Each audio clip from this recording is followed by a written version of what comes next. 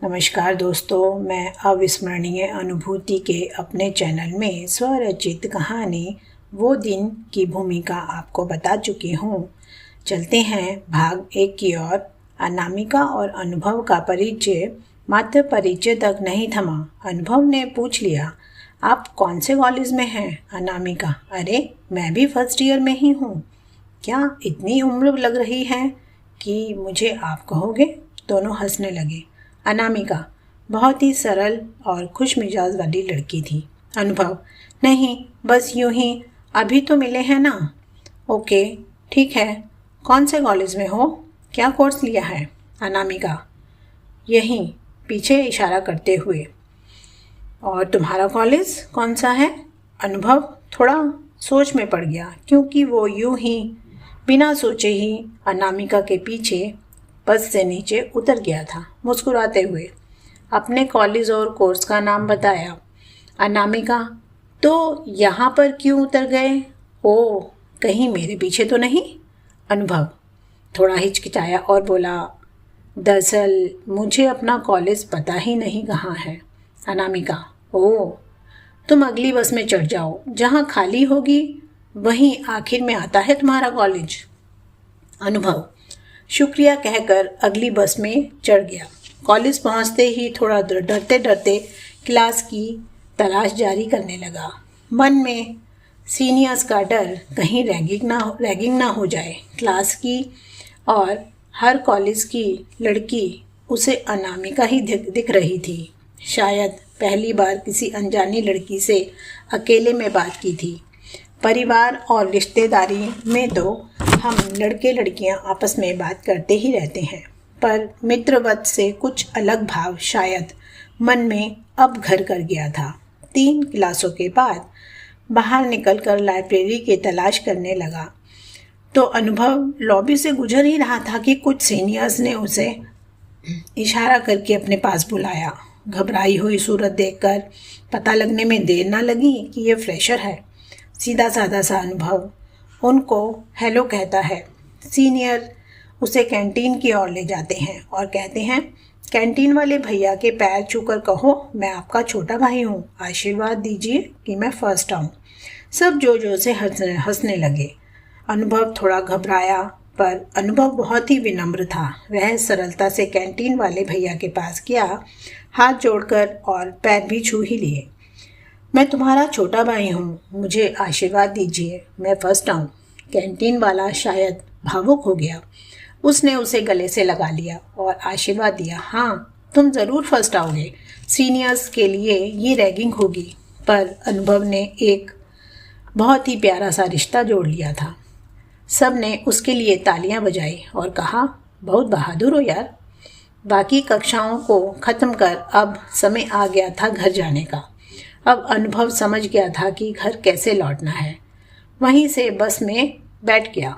जैसे ही बस अनामिका के कॉलेज के पास से गुजरी, उसकी नज़रें अनामिका को तलाशने लगी। वो तो नहीं चढ़ी, पर ना जाने क्यों अनुभव आज कॉलेज के सारे अनुभव अनामिका के साथ साझे करना चाहता था।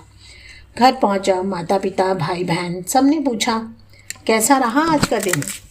कॉलेज में बस एक संक्षिप्त सी जानकारी देकर खाना खाकर पढ़ने बैठ गया। मन में घर कर गया था कि पहले दिन से ही फर्स्ट आना है, ऐसा जज्बा मन में उठ गया था। रात को ही अपने स्टडी का टाइम टेबल तैयार कर लिया। सुबह 8 बजे कॉलेज जाना था, पर उठना 5 बजे था, जिसमें 2 घंटे पढ़ाई के लिए और 1 घंटा अपने लिए, और साथ ही माँ के बताया कोई छोटा मोटा 10-15 मिनट का काम उसके लिए निकालना। अगली सुबह नहा धोकर एक कॉफ़ी बनाई और पढ़ने बैठ गया।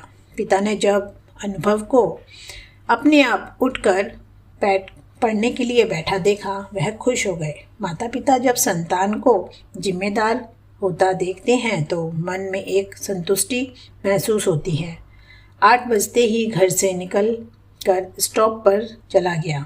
जाते जाते सोच रहा था कि आज भी क्या अनामिका मिलेगी, पर ध्यान आया उसने तो बस का नंबर ही नोट नहीं किया था। फिर सोचा कोई बात नहीं, कल भी तो इसी टाइम पर बस स्टॉप पर खड़ा था, तो आज भी नीली बस में ही जाना है।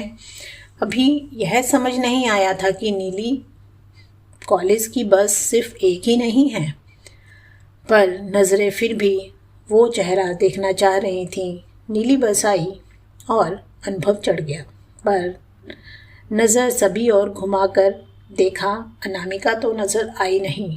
थोड़ा निराश हो गया, पर अचानक से एक हाथ उसके कंधे पर आकर पड़ा। पीछे देखा, उसी की कक्षा का एक अन्य लड़का। बस बातें शुरू हो गई और कॉलेज पहुंचते पहुंचते अच्छी खासी दोस्ती भी हो गई। आज थोड़ा बदला हुआ सा एहसास था कल से। यूं 2 दिन बीत गए। तीसरे दिन तक कई दोस्त और जानकार मिल चुके थे। नई किताबें, नई लाइब्रेरी, नए शिक्षक, नए तरीके की कक्षाएं। अनुभव अपनी पढ़ाई की ओर ध्यान लगा रहा था। 5वें ही दिन अध्यापक का एक अवकाश था। एक क्लास खाली थी, तो कक्षा के कुछ दोस्तों ने यूनिवर्सिटी की कॉमन कैंटीन में जाकर कॉफ़ी पीने की इच्छा जताई। सब चल दिए वहाँ कॉफ़ी पीने। वहीं अनामिका अपनी कुछ सहेलियों के साथ कॉफ़ी पी रही थी। दोनों ने एक दूसरे को देखते ही अपने अपने दोस्तों को छोड़ अलग अलग खड़े होकर बात करने शुरू कर दिया, जैसे बाकी सबको भूल ही गए थे। अनामिका ने पूछा, तुम दोबारा मिले ही नहीं अनुभव? मुझे तुम्हारी बस का नंबर थोड़े ना पता है। अनामिका, ठीक है, कल से मैं तुम्हें बस से ही आवाज़ लगा दूंगी। अनुभव, हाँ यही ठीक रहेगा। कॉलेज लौटकर क्लास से अटेंड करने के बाद अनुभव को मन में बहुत सुकून महसूस हो रहा था।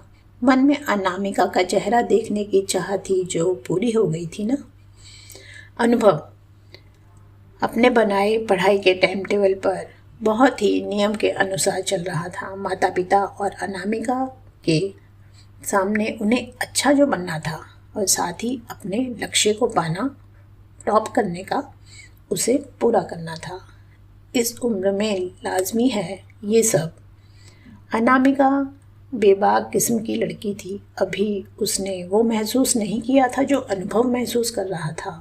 वो घर में माता पिता को बेहिचक सब कुछ बताती थी। उसने अनुभव के विषय में भी बताया, पर उसके परिवार का माहौल कुछ खुला सा था।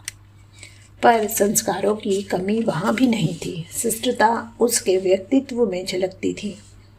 अगले ही दिन कॉलेज की बस से अनामिका बेहिचक अनुभव को आवाज़ लगा देती है और अनुभव भी बेहिचक उसके पास आकर खड़ा हो जाता है। दोनों एक दूसरे के साथ बातें करते रहते हैं, घर की बातें, स्कूल की, भाई बहनों की, माता पिता की, पर पढ़ाई की नहीं। क्यों? क्योंकि दोनों के कोर्स पूरब और पश्चिम थे। कहाँ वो साइंस स्टूडेंट और कहाँ वो आर्ट्स की। पर सरलता, मित्रता, शिष्टता सभी उनके संबंध में नज़र आती थी। उनके अन्य कई दोस्त बन चुके थे। बस का माहौल सारी परेशानियों को दूर करने वाला था। कभी गाना गाने लगते, कभी हंसी मजाक चलता और परीक्षा आते ही सब शांति से बैठकर पढ़ाई भी करते। ज़्यादातर बच्चे पढ़ाई करते और जिसे बात करनी होती थी वह बहुत ही धीमी आवाज़ में बात करते, जिससे दूसरे परेशान ना हो। तब माहौल ऐसा था, लोग फेस टू फेस बात किया करते थे, फेसबुक पर नहीं। मोबाइल का चलन ना था। ऑनलाइन क्लासेस ना होकर किताबों और लाइब्रेरी द्वारा पढ़ाई होती थी। नोट्स इंटरनेट से नहीं, जबकि अपने कॉपी में अपने हाथों द्वारा बनाए जाते थे। समय बीतता गया, कब साल बीत गए पता भी ना चला। अब दोनों का संबंध काफ़ी गहरा हो गया था। एक दूसरे को बहुत अच्छे से समझने लगे, जैसे ना जाने कब से एक दूसरे के साथ रहते हों। एक दिन अचानक सभी दोस्तों से बात करते करते अनुभव ने अनामिका का हाथ पकड़ा और कहा, चलो एक जगह दिखाता हूँ मैं। अनामिका भी सरलतापूर्वक उसके साथ चल दी। अनुभव उसे लंबे रास्ते पर ले गया। बस चलते जा रहा था। अनामिका ने कहा, ये क्या बात हुई? सबको साथ ले लेते ना तो ज़्यादा अच्छा लगता। अनुभव नहीं, और चलता रहा। उसके मन में उथल पुथल चल रही थी। अनामिका, कुछ खास बात करनी है क्या? तुम वहाँ से मेरा हाथ पकड़कर क्यों ले आए? कभी ऐसा नहीं किया तुमने? अनुभव, हाँ कहकर शांत रहा और फिर चलता रहा। अनामिका, अब बोलेगा भी या यूं ही चलता ही रहेगा? अनुभव, हाँ बताता हूँ, शायद हिम्मत जुटा रहा था। अनामिका, अब बोल भी, क्या कोई प्रॉब्लम हो गई है? बता, मैं सॉल्यूशन बताऊंगी। अचानक रुक गया अनुभव। अनामिका, क्या तुम यूं ही जीवन भर मेरा हाथ पकड़कर चल सकती हो? अनामिका सरल स्वभाव से, चलता मुझे क्या, चलता रहे, मुझे क्या फ़र्क पड़ेगा? अनुभव, क्या तुम समझ नहीं रही हो या समझना चाहती नहीं हो? अनामिका अब शक पका गई। क्या तू सच में मुझसे पूछ रहा है? अनुभव, हाँ। अनामिका, हाँ तो मैं तुम्हारे साथ जीवन भर यूं ही चलने को तैयार हूँ, पर हम अभी पढ़ रहे हैं। अनुभव, हाँ मैं हमेशा ही फर्स्ट आऊँगा और अच्छे ओहदे पर पहुंचकर तुम्हारे माता पिता से तुम्हारा हाथ मांगूंगा। दोनों बिना किसी संकोच के एक दूसरे से मिलते रहे, बातें करते रहे। अब अनुभव का मन शांत हो गया था और पढ़ाई में ज़्यादा मन लगने लगा था, पर अनामिका थोड़ी बदल सी गई थी। मन में एक प्यारा सा एहसास जगने लगा था। जब भी अनुभव को देखती उसके नज़दीक जाकर खड़ी हो जाती, हल्के से उसे छू लेती, उसे अच्छा लगने लगा। चलते चलते अनुभव का हाथ पकड़ लेना। अनुभव शाम को देर तक अपनी लाइब्रेरी में पढ़ता रहता। कभी कभी अनामिका उससे मिलने वहाँ चली जाती। एक भी दिन बिना एक दूसरे को मिले नहीं गुजरता था। अनुभव भी कभी कभी अनामिका के कॉलेज उससे मिलने चले जाता। अब उनको कोई परवाह भी ना थी कि कोई देख लेगा या कोई क्या कहेगा। बरसात का मौसम था और 3 दिन बीत चुके थे। अनामिका बस स्टॉप पर अनुभव को खोजती रहती। अनुभव का कोई अता पता न था, ना ही कॉलेज में मिलने ही आया, लाइब्रेरी में भी नज़र नहीं आया। मन बेचैन हो रहा था। कैसे और किससे पूछे अनुभव कहाँ है? आखिरकार अनामिका अनुभव के कॉलेज चली गई। वहाँ उसके क्लासमेट से अनुभव के बारे में पूछा तो पता चला कि कॉलेज भी नहीं आ रहा। इतने में उसका एक मित्र अनामिका को मिला। उससे अनुभव के बारे में अनामिका ने पूछा, तब उसने कहा ठीक है आज मैं उसके घर चला जाऊंगा। अनामिका की तो जैसे जान ही निकली जा रही थी। लाखों भाव मन में उठ रहे थे। अगले दिन अनुभव ने दोस्त के बारे में बताया कि अनुभव बीमार है, इसलिए वह कॉलेज नहीं आ पा रहा। अनामिका उसका हाल पूछने उसके दोस्त को लेकर अनामिका उसके घर पहुंच गई। अनुभव बिस्तर पर लेटा था। जैसे ही उसकी माँ ने बताया तुम्हारे फ्रेंड्स तुमसे मिलने आए हैं, जैसे जान सी आ गई। अनामिका को देखते ही जैसे सारी बीमारी ही भाग गई हो। अनामिका की आंखें भर आई। अनुभव की माँ को दोनों के रिश्ते को समझने में देर ना लगी। अनामिका देखने में सरल, सुंदर, साफ मन वाली थी, मानो माँ की जैसे आंखों में भा ही गई थी। अनुभव की माताजी ने कहा तुम लोग बैठो, मैं नाश्ता लाती हूँ, शायद तुम्हारे साथ कुछ खा ले। ये तो कुछ खा ही नहीं रहा। अनामिका, हाँ आंटी आप ले आइए, नाश्ता आता है। अनामिका और अनुभव दोस्त के साथ मिलकर नाश्ता करते हैं। हंसी मजाक करते करते शाम हो गई। अब अनुभव कुछ अच्छा फील कर रहा था। शाम को जाते जाते अनामिका ने अनुभव की माँ से पूछा आंटी क्या मैं अनुभव से मिलने परसों फिर आ जाऊँ? माँ ने उत्तर दिया बस बच्चे को खुश देखना हर माँ बाप का सपना होता है, सो तुरंत कहा हाँ बेटा इसमें पूछना क्या है, ये जल्दी भी ठीक हो जाएगा। उनके जाते ही जैसे अनुभव में नई जान भर गई थी। उसने माँ से अपनी किताबें मंगवाई और पढ़ने बैठ गया। माँ ने फिर सिर पर हाथ फेरा और कहा अभी आराम कर लो, कल से पढ़ लेना। अनुभव ने कहा मैं अब ठीक हूँ माँ, पढ़ने बैठ गया। अगले दिन भी अनुभव घर में रहकर अपनी पढ़ाई करता रहा। साथ ही इंतज़ार था अनामिका का। अगले दिन अनामिका आई। आज पिता से भी मुलाकात हो गई। उन्हें भी अनामिका बहुत अच्छी लगी। बेटे की मेहनत को देख उन्हें समझ आ गया कि वह सफल अवश्य होगा। पिछले 2 सालों में टॉप किया है, उसने इस बार भी अवश्य ही टॉप करेगा। अच्छी जगह नौकरी लग जाएगी, बस उसके 2 साल बाद ही इन दोनों का विवाह करवा दूंगा। साथ ही संतोष भरी सांस ली। अगले ही दिन अनुभव कॉलेज जाने लगा। फिर वही क्लास, वही लाइब्रेरी, वही मिलने जुलना का सिलसिला चलता रहा। पर साथ ही साथ दोनों अपनी पढ़ाई के लिए भी बहुत ही सिंसियर थे। वक्त की गर्त में क्या क्या छिपा है कोई नहीं जान पाया। अनुभव और अनामिका के फाइनल एग्ज़ाम्स चल रहे थे कि अनुभव की बड़ी बहन का विवाह की बात चल रही थी।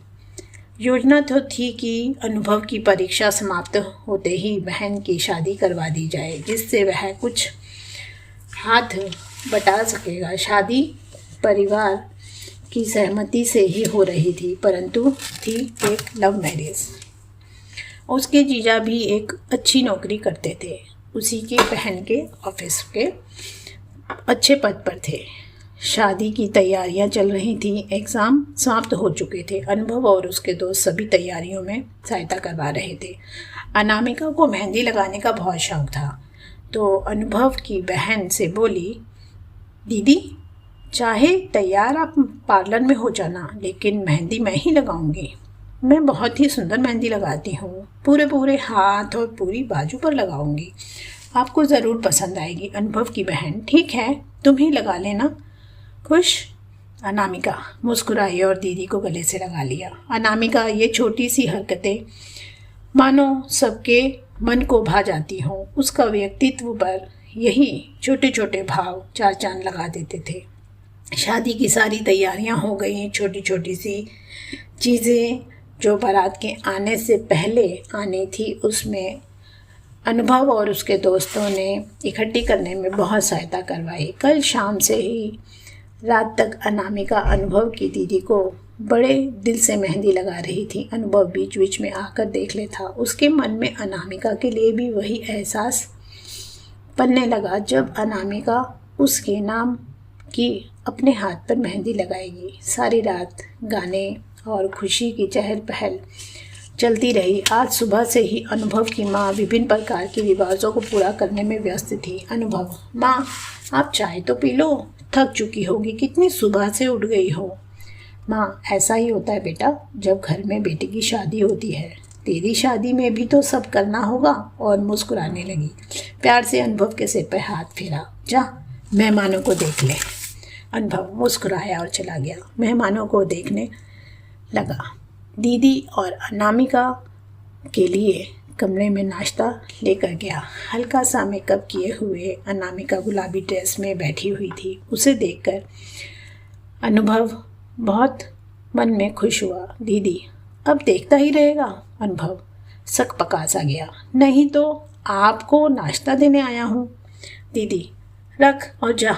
अनामिका दीदी के हाथ पकड़कर, क्यों दीदी कैसी लगी मेहंदी? दीदी अरे तुमने तो पार्लर वाली से भी ज़्यादा सुंदर मेहंदी लगाई है। अनामिका मुस्कुराई। थैंक यू दीदी, आपको पसंद आई। दीदी तुम शाम को मेरे साथ पार्लर चलोगी? अनामिका ज़रूर, मुझे कोई काम और नहीं है, मैं खाली हूँ। ठीक है आपकी कंपनी ही दे दूँगी। दीदी तो पक्का शाम 5 बजे चलेंगे। ओके। अनामिका ठीक है, आप नाश्ता करके आराम करो। अनामिका बाहर जाकर बाकी शादी के रिवाजों में और नाच गाने का आनंद उठाने लगी। बस सब दोस्तों ने जैसे शादी का माहौल ही खुशनुमा बना दिया था। अनुभव और सब दोस्तों ने बारात के आने तक के सारे कामों में बहुत सहायता करवाई।